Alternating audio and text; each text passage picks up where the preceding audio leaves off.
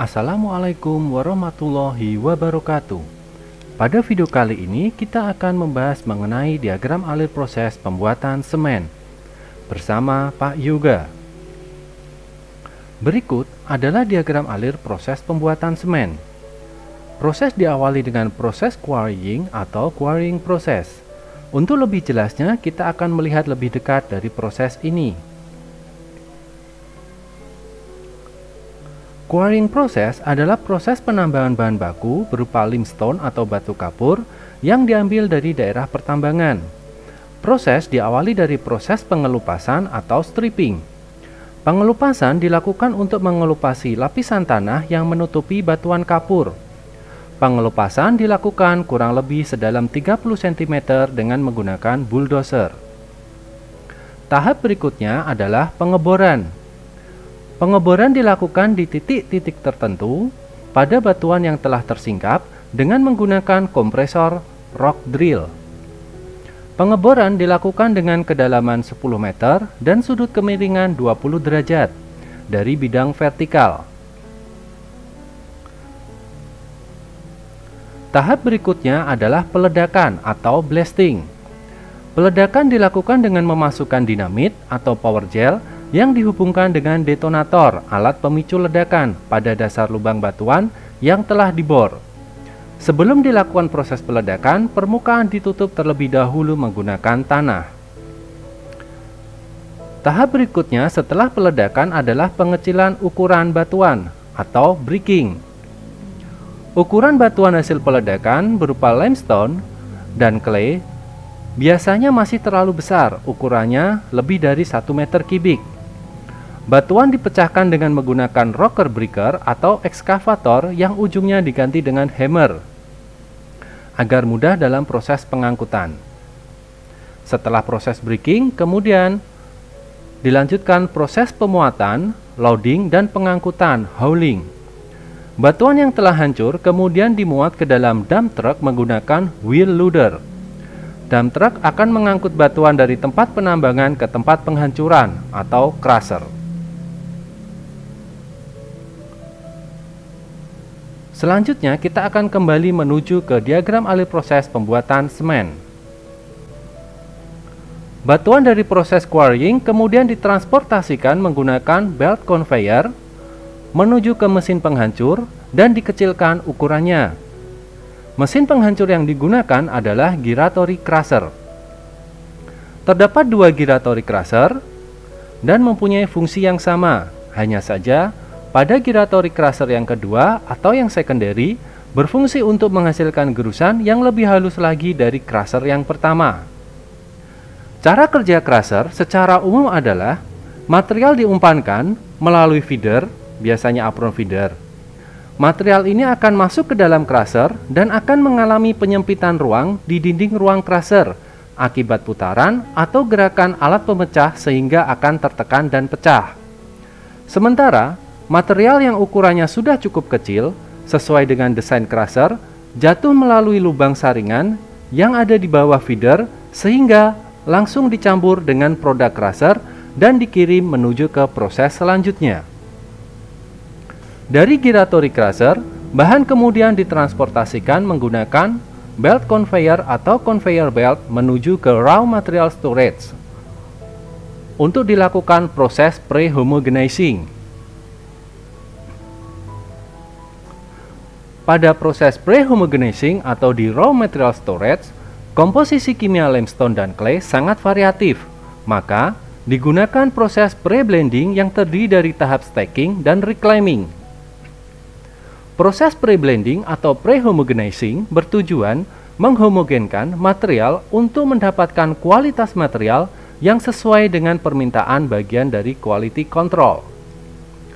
Proses ini terdiri dari beberapa tahap, yaitu stacking, yaitu metode yang digunakan untuk menyimpan materi yang memiliki beberapa bentuk sesuai tujuannya. Kemudian reclaiming merupakan metode pengerukan material untuk dikirim ke raw material bin. Ada 3 macam jenis reclaimer, yaitu side, front, dan circular reclaimer. Bentuk reclaiming tergantung dari bentuk stacking. Untuk stacking bentuk cone atau tumpukan, materialnya berbentuk kerucut, umumnya menggunakan side reclaiming. Tahap berikutnya adalah weighing, adalah proses penimbangan. Seperti kita ketahui, semen terbuat dari campuran beberapa material dengan komposisi tertentu, yaitu terdiri dari limestone, clay, pasir besi, pasir silika, dan gypsum. Untuk menentukan berat dari masing-masing material, maka akan terlebih dahulu ditimbang menggunakan weighing feeder. Dari proses pre-homogenizing, material kemudian ditransportasikan menggunakan belt conveyor menuju ke feeder atau pengumpan. Dari feeder ini, material kemudian dikirim menuju ke raw mill. Bahan dari feeder bin kemudian diumpankan menuju ke raw mill. Pada raw mill terjadi proses grinding, drying dan transport, serta separating, yang bisa kita lihat pada gambar berikut.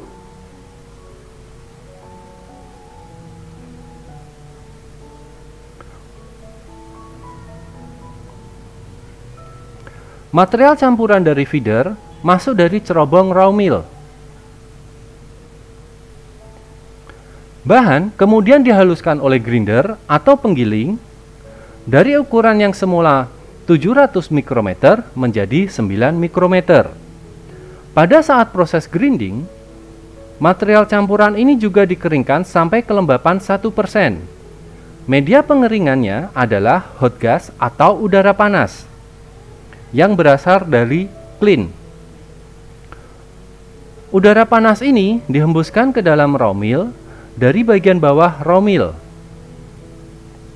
Selain untuk mengeringkan material, juga untuk mendorong material tersebut sehingga material berpindah menuju ke separator. Bahan kering yang terdorong oleh hot gas atau udara panas kemudian dipisahkan oleh separator. Material yang sudah halus kemudian menuju ke tahapan proses berikutnya. Sedangkan yang masih kasar akan jatuh dan terus mengalami proses penggilingan atau grinding sampai halus. Dari raw mill ini didapatkan material halus yang kemudian disebut sebagai raw melt. Kita akan kembali lagi menuju ke diagram alir proses pembuatan semen. Material yang telah dilakukan proses dari raw mill kemudian dilanjutkan dengan proses homogenisasi atau homogenizing. Material tersebut ditransportasikan dengan menggunakan chain conveyor dan bucket elevator menuju ke blending silo. Selain bertujuan untuk penyimpanan sementara, blending silo berfungsi untuk tempat homogenisasi. Homogenisasi pada prinsipnya adalah proses pengadukan material baku yang dilakukan dalam homogenizing silo atau blending silo. Hal ini dilakukan karena komposisi material tersebut masih belum homogen. Proses pengadukan dalam homogenizing silo tersebut menggunakan aliran udara yang dihembuskan oleh blower. Proses homogenisasi intinya sama seperti proses pre-homogenisasi. Hanya ukurannya saja yang berbeda dan bahan penyusunnya juga sudah tercampur. Pada proses pre-homogenisasi, materialnya hanya limestone saja. Sedangkan homogenisasi terdiri dari 4 bahan baku semen. Sehingga proses homogenisasi yang dilakukan bertujuan untuk memaksimalkan pencampuran dari keempat bahan tersebut. Dari proses ini, material kemudian dialirkan menuju ke proses pembakaran atau burning. Proses pembakaran merupakan satu-satunya tahap di pabrik semen yang terdapat proses kimianya di samping proses fisis. Di tahap ini, raw melt akan mengalami proses kalsinasi di kalsiner, dan klinkerisasi di clean. Tahap kedua ini melalui serangkaian clean system yang terdiri dari preheater, calciner, clean, dan grade cooler. Proses yang pertama adalah preheating atau preheater. Setelah material ditransportasikan dari blending silo, Rommel akan melewati pemanasan awal di menara suspension preheater yang terdiri dari 4 hingga 6 stakes menggunakan hot gas keluaran dari proses clean. Preheater merupakan cyclone, dan dalam tahap ini ada dua proses penting, yaitu heat transfer dan separasi. Hot gas yang dialirkan dari bagian bawah cyclone berfungsi untuk mengeringkan material bahan baku. Material yang sudah dikeringkan akan melewati proses pengeringan 4 hingga 6 kali proses pengeringan sebelum menuju ke tahap calciner. Udara panas atau hot gas yang dialirkan tadi dari bawah cyclone akan keluar pada bagian atas cyclone dengan membawa sedikit material hasil dari proses preheating.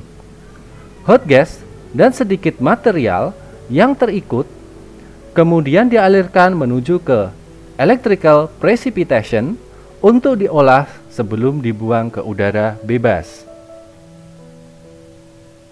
Secara keseluruhan, proses yang terjadi di preheater meliputi evaporasi air permukaan dan air hidrat, dekomposisi clay, dan sedikit kalsinasi. Proses berikutnya adalah calciner. Dari preheater atau proses preheating, material kemudian dialirkan menuju ke calciner. Di dalam calciner terjadi proses kalsinasi, yaitu peruraian kalsium karbonat menjadi kalsium oksida dan CO2 dan sedikit MgCO3 menjadi MgO dan CO2. Reaksi peruraian bisa dilihat pada gambar. Karena reaksi kalsinasi bersifat endotermis, maka diperlukan panas yang cukup tinggi. Kalsinasi terjadi pada suhu di atas 800 derajat Celcius pada tekanan 1 atm.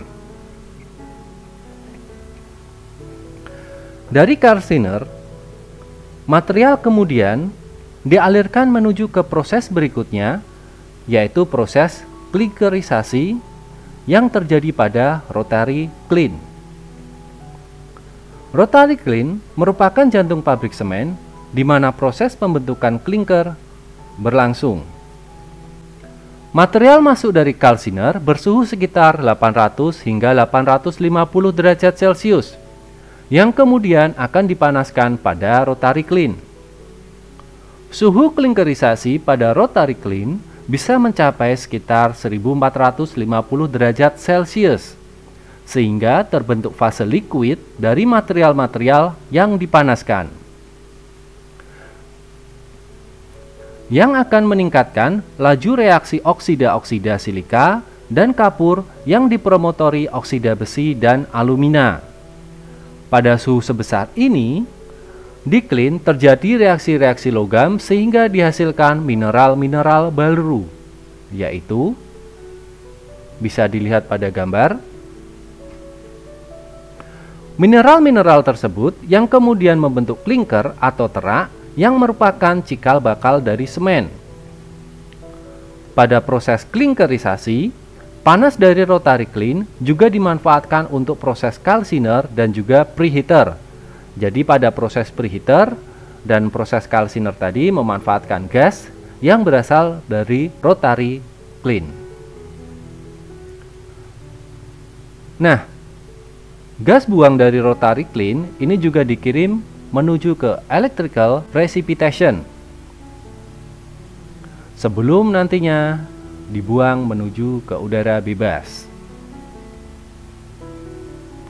Klinker atau terak yang dihasilkan dari rotary kiln memiliki suhu kurang lebih 1300 hingga 1450 derajat Celcius, kemudian dialirkan menuju ke grade cooler untuk didinginkan. Di dalam grade cooler, klinker yang keluar dari klin akan mengalami quenching atau pendinginan cepat dengan udara yang dihembuskan melalui sejumlah fan grade cooler.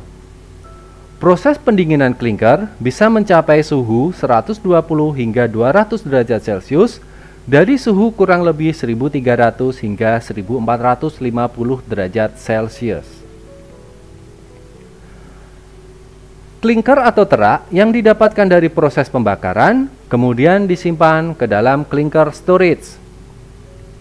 Dari klinker storage ini, klinker kemudian dimasukkan ke dalam feeder, di mana terdapat feeder lain yang sudah terisi gypsum dan komponen mineral lainnya. Ketiga komponen ini kemudian dialirkan menuju ke proses finishing grinding. Pada tahap ini, klinker akan digiling bersama bahan aditif lainnya untuk menjadi semen menggunakan penggiling bola atau ball mill. Bahan aditif itu adalah gypsum yang berfungsi menjaga agar waktu pengerasan semen saat dicampur air tidak terlalu cepat. Bahan lain yang ditambahkan seperti limestone, fly ash, trash, dan pozzolan yang merupakan hasil sisa material vulkanik. Penambahan bahan-bahan ini tergantung jenis semen yang akan dibuat dan bertujuan mengurangi pemakaian klinker karena produksi klinker memerlukan biaya tinggi dan menghasilkan gas CO2 yang sangat banyak. Dari proses finishing grinding, semen yang telah dihasilkan kemudian ditransportasikan menggunakan air sliding conveyor. Ditransportasikan lagi menggunakan bucket conveyor dan kemudian diayak menggunakan vibrating screen untuk mendapatkan ukuran partikel semen yang sama. Hasil pengayakan kemudian ditransportasikan menggunakan air sliding conveyor yang selanjutnya disimpan pada semen silo. Dari semen silo, semen kemudian didistribusikan ke konsumen dalam bentuk bulk atau curah, atau di packing terlebih dahulu dan didistribusikan dalam bentuk kantong-kantong semen atau sak semen.